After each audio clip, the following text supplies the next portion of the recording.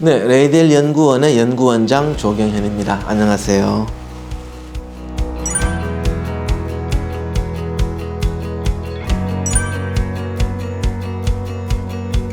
콜레스테롤은 우리 몸의 그 필수적인 영양 물질입니다. 그래서 세포막을 만들고 남성 호르몬, 여성 호르몬을 만들죠. 그리고 모든 세포가 다 콜레스테롤이 필요하니까 수요가 굉장히 많아요. 그래서 우리가 먹어가지고는 다 충당할 수 없어서 이제 그 간에서 매일 만들어냅니다. 아주 많이 만들어냅니다. 만들어서 이제 주변 세포로 보내주는 거죠. 그때 보내줄 때 타고 가는 차가 LDL입니다. 일하러 가는 거죠. 그런데 이제 세포는 그 콜레스테롤을 받아서 필요한 이제 일들을 하겠죠. 뭐 호르몬도 만들고 세포막도 만들고. 그 다음에 이제 남는 거를 세포는 보관할 수 없어요. 워낙 그 여유 공간이 없어가지고. 그래서 배출해 내야 합니다. 이때 받아주는 차가 바로 이 HDL이죠. 그 남는 콜레스테롤을 수거해주는 그 차가 바로 HDL이고, 이 HDL은 다시 그러면 이제 간으로 되돌려서 배설하게 되는 거죠. 결국 이제 퇴근버스라고 할 수 있겠죠. 그래서 LDL은 출근버스, HDL은 퇴근버스, 이렇게 비유할 수 있겠습니다.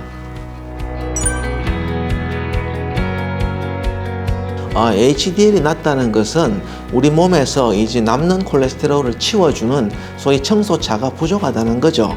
우리가 만약에 청소차가 너무 부족하게 되면 어떻게 될까요? 온갖 쓰레기들이 난무하겠죠. 그리고 이제 안 좋은 사건들이 많이 생길 겁니다. 그러면 이제 청소차가 어느 정도 있어야, HDL이 어느 정도 있어야 그런 남는 콜레스테롤을 제때 치워줄 수 있고, 그러면 동맥경화라든지 고혈압을 예방할 수가 있는 거죠.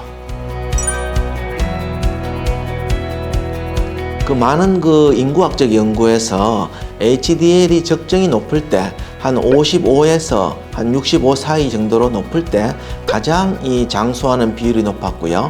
또 치매의 발병 위험이 가장 낮았습니다.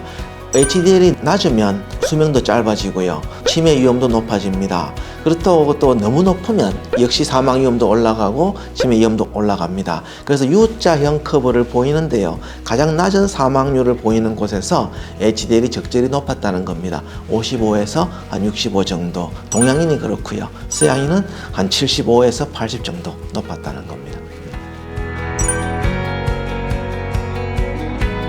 HDL의 양뿐만 아니라 품질도 중요하다는 것을 연구를 하면서 계속 발견하게 됐는데요. 그 중에 2010년도에 제가 20대 청년과 70대 노인의 HDL을 비교해 본 적이 있습니다. 둘 다 건강한 그룹이었고요. 크게 뭐 다른 질병은 없었는데 이 HDL의 양도 비슷했어요. 둘 다 한 40에서 50 내외 정상적인 숫자를 보여줬습니다. 그런데 젊은 사람의 HDL은 훨씬 더 입자 크게 크고 노인들은 좀 더 찌그러져 있고요. 또 HDL을 구성하는 주된 단백질 A4A1이 젊은 사람들은 선명하고 밴드가 아주 많은 데 비해서 노인들은 그 밴드가 굉장히 작고요. 또 뭉쳐져 있다는 걸 발견했습니다. 그래서 겉보기로는 HDL의 양이 비슷해 보이더라도 노화가 되면서 HDL 내부에 어떤 변화가 생기고 변형이 생기는구나 하는 걸 알게 됐습니다. 그래서 이러한 변형을 막을 수 있다면 이 노화를 억제할 수 있지 않을까라는 이제 생각을 하게 됐고요. 그래서 그걸 막는 물질들을 찾기 위해서 이제 많은 노력을 했었습니다. 그래서 이제 결국 많은 기능성 식품들을 테스트해 봤지만 다 실패했고요. 그래서 이제 시리에 빠져 있는데 그 만나게 된 것이 바로 폴리코사놀이었습니다. 네, 흔히 그 HDL을 올리기 위해서 술을 마시면 올라간다. 이건 이제 좀 잘못된 정보가 있습니다. 그리고 술의 양도 모호하고요. 그런데 이제 이렇게 해서 일부 올라간 HDL들을 조사해 보니까 그렇게 품질이 좋지 않다는 게 발견이 됐습니다. 그래서 HDL만 양만 올라가는 것은 크게 의미가 없고 질이 같이 올라가야만 되는 거죠. 이때 품질이라는 것은 항산화 능력, 그 다음에 콜레스테롤의 배출 능력이라는 겁니다. 그래서 노인들에게 HDL이 양은 청년과 비슷해도 품질이 나빠진 것처럼 이 HDL을 술로 올렸다고 해서 무작정 양이 늘어났다고 좋아할 일은 아니라는 거죠. HDL의 품질과 기능이 같이 올라가야만 합니다. 그리고 HDL의 품질이 올라가려면 A4A1이라는 HDL을 구성하는 단백질, 이 단백질이 많아져야 되고요. 이 단백질이 변형되지 않아야 합니다. 그래서 단백질이 변형될 때 A4A1끼리 뭉쳐지거든요. 우리가 흔히 아밀로이드화 반응이라고 부릅니다. 그래서 아밀로이드 기스를 엉기는 것처럼 A4, A1도 서로 엉기게 되죠. 이러면 이제 아주 이게 나쁜 반응이 되는 겁니다. 그래서 이걸 막아주는 HDL의 능력, 그게 이제 품질과 연관이 되는 거죠. 네, 일단 그 개인별로 혈액을 뽑고요. 그 혈액에서 이제 HDL을 분리해냅니다. 이때 사용되는 실험 도구가 초원심 분리기와 또 이제 HDL을 분리한 다음에 눈으로 봐야겠죠. 현미경이 필요합니다. 그래서 전자현미경으로 관찰할 수가 있습니다. 그래서 이제 전자현미경을 가지고 HDL을 관찰해 보면 그 안에 들어있는 그 HDL의 크기, 그러니까 HDL은 크기가 커질수록 좋거든요. 왜냐하면 그 안에 많이 콜레스테롤이 들어갈수록 크기가 커지는 거죠. 마치 공에 바람이 들어간다고 생각하시면 됩니다. 바람이 적당히 많이 들어갈수록 크기도 증가하겠죠. 그리고 또 입자의 수도 많아져야 됩니다. 그래서 입자가 두세 개만 있는 것이 아니라 10개, 20개 계속 많아질수록 콜레스테롤을 치워줄 수 있는 능력을 가진 이제 HDL이 더 많이 늘어나게 되는 거죠.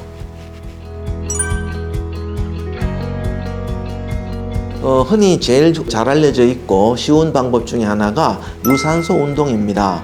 그래서 유산소 운동을 하면 이제 HDL이 늘어나고 입자 크기가 커집니다. 그래서 국가대표 운동선수를 대상으로 제가 HDL을 조사해 보니까 이 유산소 운동을 하는 그룹 중거리 달리기 선수가 HDL이 올라가서 그 비율이 36% 혹은 38%까지 올라갔습니다. 우리 보통 일반 사람은 한 25% 내외가 정상적인 수준인데 이게 한 38%까지 올라갔다는 건 굉장히 높은 거죠.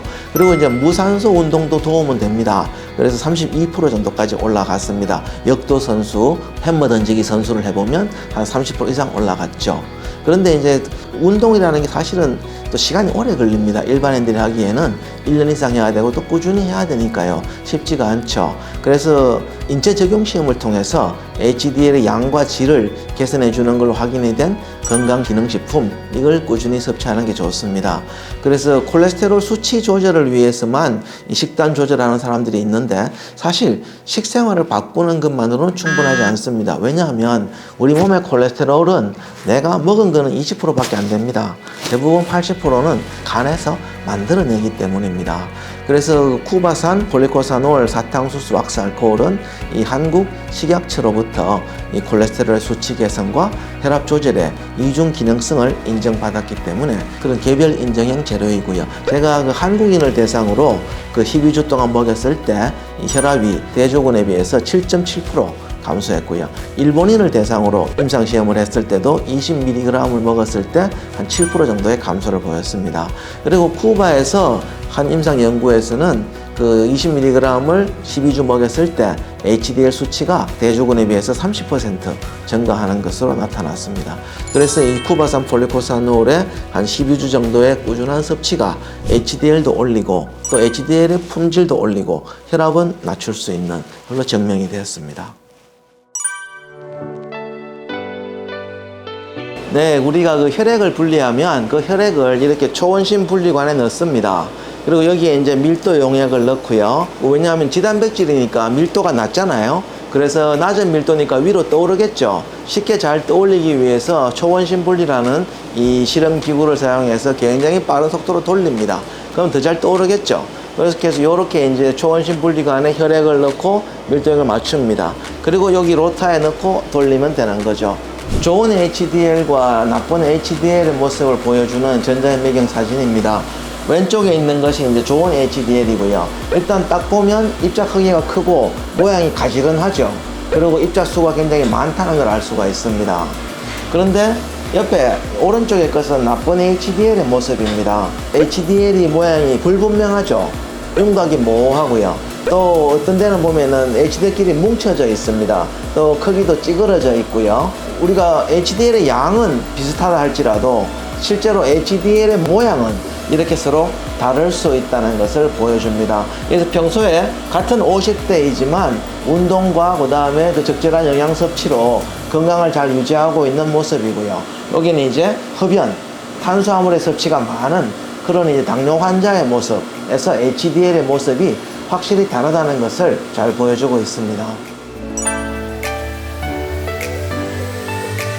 네, 그 약물을 먹이는 사육 실험을 하기 전에 일단 제브라피쉬들을 이제 같은 날 태어난 동일한 연령의 제브라피쉬들을 다 여기서 키웁니다. 똑같은 나이의 제브라피쉬들을 선발을 해서 이제 약물을 먹이는데 이렇게 약물별로 이렇게 이제 각 케이지를 다 다르게 해서 이제 이렇게 이제 분리해서 먹여줍니다. 그래서 한 8주에서 12주 정도 먹인 이후에 이제 약물의 효과가 있나 없나 피를 체열해서 분석하고요. 또 조직, 간이나 신장, 또 난소, 정소 이런 걸 채취해서 이제 조직학적인 분석도 비교를 하는 거죠. 흔히들 실험 동물 하면 쥐나 생쥐를 떠올립니다. 그런데 쥐나 생쥐는 이 고지혈증을 일으키는 콜레스테롤을 아무리 먹여도 일어나지 않습니다. 왜냐하면 고지혈증이 굉장히 저항성이 있어요. 그래서 사람과 큰 차이가 있죠. 그런데 제브라피쉬는 사람하고 똑같이 콜레스테롤을 많이 먹이면 고지혈증을 일으킵니다. 그래서 쉽게 이 사람에게서 나타나는 고지혈증, 동맥경화 이런 그 현상들을 그대로 관찰해 볼 수가 있습니다. 그래서 아주 콜레스테롤을 먹이는 고지혈증 실험에서는 아주 적합한 모델이 됩니다. 이제 제브라피쉬 사육을 통해서 이 제브라피쉬들로부터 이제 그 메이팅을 해서 알을 받아냅니다.